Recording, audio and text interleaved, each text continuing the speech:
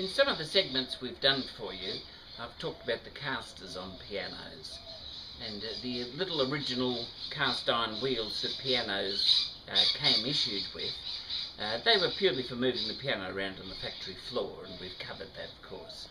But some people like to retain those because they are in balance with the piano, and I suppose if you're talking about authenticity, they can be retained. But in which case, often the piano then has to be placed into castor cups.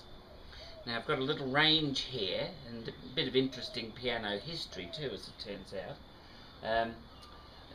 Originally, castor cups, or sconces as they were called, were made of glass, incredibly strong, beautiful glass. And over the years, this family has collected quite a vast array of beautiful antique glass sconces, or castor cups for pianos.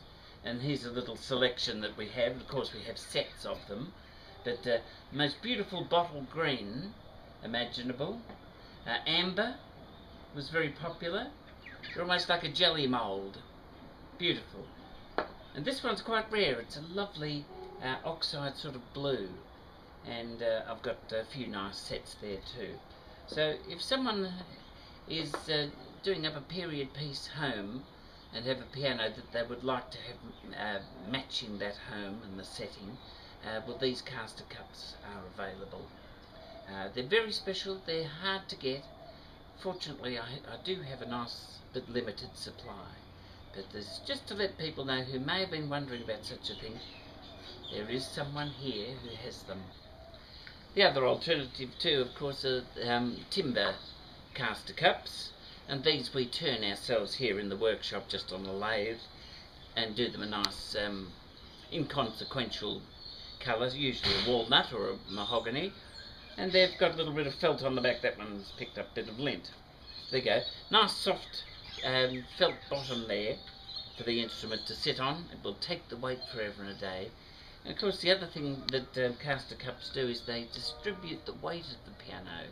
So if it's actually going to be on carpet, well, if the piano has to be moved at a later date, rather than be left with 4 definite and permanent indentations in the carpet that can never really be teased out, when the weight is borne over an area like that, that will very soon recover back to its normal pile, and you'd hardly know that the piano had been there. So there's a few practical reasons why pianos should be on castor cups if you're going to retain the original little factory wheels or casters. The other thing too, of course, is the operating height of the pedals. It's essential to have a piano up slightly off those original casters because that allows proper movement and proper room for the pedals to move, and also makes the player use their foot correctly in a nice pronounced motion.